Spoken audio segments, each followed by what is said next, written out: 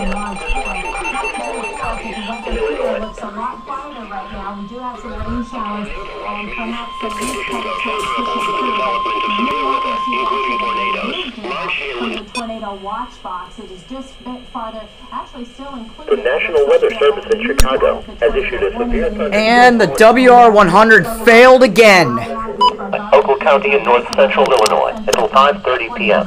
At 4:47 p.m., National Weather Service Doppler radar indicated a severe thunderstorm capable of producing quarter-size hail and damaging winds in excess of 60 miles per hour. This storm was located near Sterling and moving northeast at 45 miles per hour.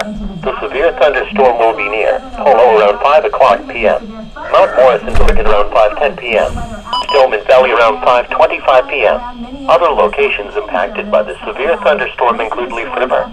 A tornado watch remains in effect until 10 o'clock p.m. Sunday evening for northeastern Illinois and northwest Indiana. As big as softballs, so you want to get inside as these storms roll through. Take shelter.